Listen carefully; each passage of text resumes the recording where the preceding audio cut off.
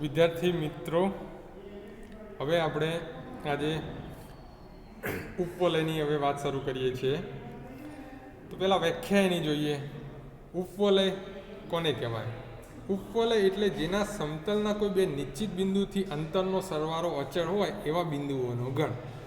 કે આ બે નિશ્ચિત બિંદુઓને ઉપવલયની નાભી કહે છે. કે નાભી કહે છે એની.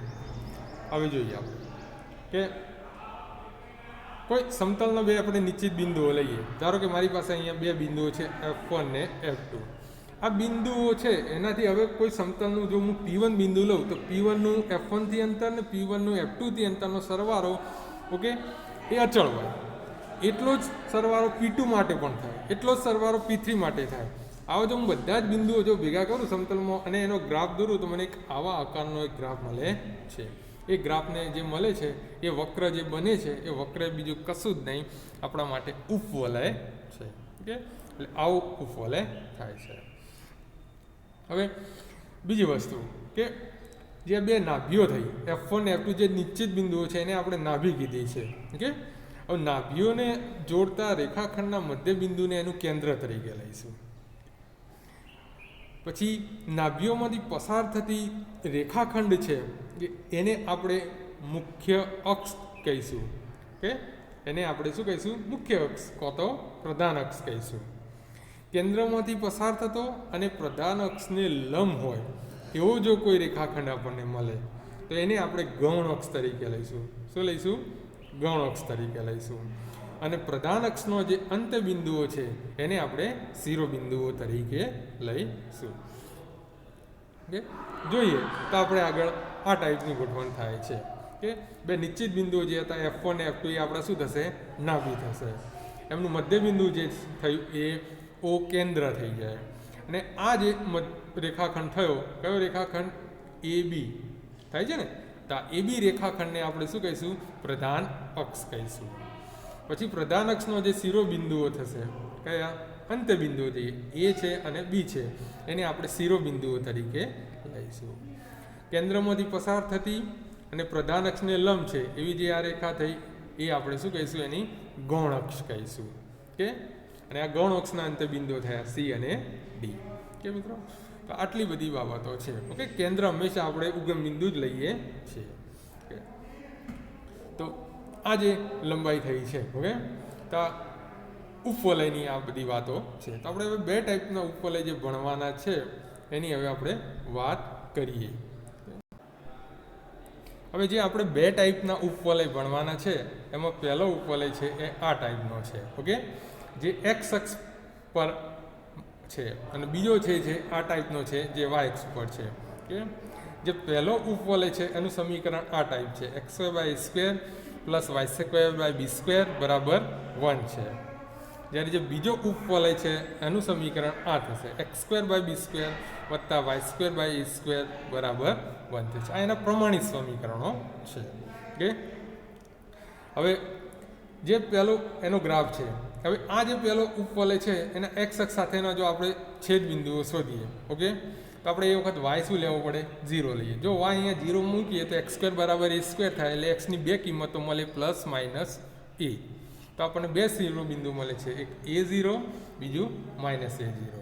ઓકે, એ જ પ્રમાણે y અક્ષના શિરોબિંદુ શોધીએ તો શું મળે? 0b 0 -b. સેમ એ જ વસ્તુ આપણે અહીંયા કરીએ તો આના x અક્ષ સાથેના છેદબિંદુમાં y0 મૂકીએ તો x ની બે કિંમતો મળે b અને -b. તો x અક્ષ સાથેના છેદબિંદુ b0 અને -b0 થાય. જ્યારે y અક્ષ સાથેના છેદબિંદુ આ વક્રના કયા થશે? 0a અને 0 -a થશે. ઓકે મિત્રો, તો અક્ષો સાથેના વક્રોના છેદબિંદુ શોધ્યા છે. હવે આપણે કીધું હતું શું કે x અક્ષ ઉપર જે છે રેખાખંડ એને આપણે મુખ્ય અક્ષ કહીશું. કે તો મુખ્ય અક્ષની લંબાઈ જો જોવા જઈએ તો કેટલી થાય? આટલી 2a થાય. અહીંયા મુખ્ય અક્ષ કયો થશે? y અક્ષ ઉપર થશે તો એ પણ 2a થશે. કે હવે ગૌણ અક્ષની વાત કરીએ તો આના માટે ગૌણ અક્ષ આ ઊભી થશે જેની લંબાઈ 2b થશે. જ્યારે આ અહીંયા માટે ગૌણ અક્ષ કઈ થશે? આડી થશે તો એની પણ લંબાઈ 2b થવાની છે. ઓકે, હવે જે પહેલો ઉપવલય છે એ x અક્ષ ઉપર મુખ્ય અક્ષ છે, જ્યારે બીજા ઉપવલયમાં x અક્ષ ઉપર મુખ્ય અક્ષ છે. સોરી, વાય એક્સ ઉપર મુખ્ય અક્ષ છે કે એ ફરક છે. હવે શિરોબિંદુ કહીએ છીએ તો અહીંયા મુખ્ય અક્ષના શિરોબિંદુઓ કયા છે A0 -A0 એટલે પ્લસ માઇનસ A0 થયા. જ્યારે મુખ્ય અક્ષ અહીંયા વાય એક્સ ઉપર છે તો એના શિરોબિંદુ કયા થયા 0 પ્લસ માઇનસ એ થશે કે. ચલો અહીંયા નાભીઓની વાત કરીએ તો પહેલો જે છે એમાં નાભીઓ કઈ છે અહીંયા નાભી C0 -C0 થશે તો પ્લસ માઇનસ C0.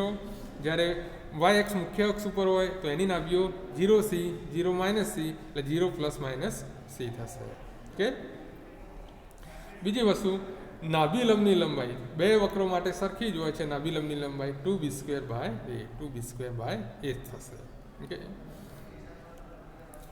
પછી થોડું આગળ જોઈએ કે આપણને એબીસીનો સંબંધ બંને વક્રો માટે ઓકે બંને ટાઈપના ઉપવલય છે એમાં એબીસીનો સંબંધ એ છે કે a² = b² + c². શું લખાય a² = b² + c². પછી ઈ ઉત્કેન્દ્રતા થશે જે આપણે કેવી રીતે મળે C/a કરવાથી મળે. C/a કરવાથી ઘણીવાર C બરાબર આપણે એ પણ લખીએ છીએ અને ઈની કિંમત હંમેશા 1 થી નાની હોય ઓકે 1 થી નાની હોય. પછી કીધું છે બે નાભીઓ વચ્ચેનું અંતર કેટલું હોય 2c જેટલું હોય એટલે એને 2ae પણ કહેવાય છે ઓકે. બે નાભીઓ વચ્ચેનું અંતર. તો આટલી વાત છે કે જે આપણે બે ટાઈપના ઉપવલય આપણે ભણવાના છે એમાં કે જે પહેલો ટાઈપનો છે જેમાં મુખ્ય અક્ષ x અક્ષ ઉપર છે. જે બીજો ટાઈપનો છે એમાં મુખ્ય અક્ષ y અક્ષ ઉપરનો છે. x અક્ષ ઉપર મુખ્ય અક્ષ હોય ત્યારે નાભીઓ તમને પ્લસ માઇનસ a0 મળે અને પ્લસ માઇનસ C0 મળે અને શિરોબિંદુઓ મળે પ્લસ માઇનસ A0 ઓકે. જ્યારે y અક્ષ ઉપર મુખ્ય અક્ષ હોય ત્યારે નાભીઓ તમને આ ટાઈપની મળે ઓકે 0 પ્લસ માઇનસ C થાય અને શિરોબિંદુઓ થાય 0 પ્લસ માઇનસ A થશે ઓકે મિત્રો. આટલું ખાસ ધ્યાન રાખવાનું. બાકી પ્રધાન અક્ષની લંબાઈ બે માટે 2s થાય છે. ગૌણ અક્ષની લંબાઈ 2b બે માટે થાય છે અને નાભી લંબની લંબાઈ 2b²/a બે માટે જ થાય છે. વળી એબીસીનો સંબંધ એ પણ બે માટે સરખો જ છે a² = b² + c². અને ઈની કિંમત C/a વડેથી એ પણ બે માટે સરખું છે. ફક્ત નાભીઓ અને ઓકે શિરોબિંદુ બદલાય છે. તો ફરીથી કહું છું કે પ્રધાન અક્ષ x અક્ષ ઉપર હોય ત્યારે નાભીના યામ પ્લસ માઇનસ C0 થાય શિરોબિંદુઓ થાય પ્લસ માઇનસ A0 થાય ઓકે મિત્રો. જે અહીંયા આપણે નોંધ કરેલા છે એ જ પ્રમાણે જો y અક્ષ ઉપર પ્રધાન અક્ષ હોય ત્યારે નાભીઓના યામ 0 પ્લસ માઇનસ C થાય અને શિરોબિંદુના યામ 0 પ્લસ માઇનસ A થાય ઓકે. તો મિત્રો બે ટાઈપના આપણે ઉપવલય જોયા કે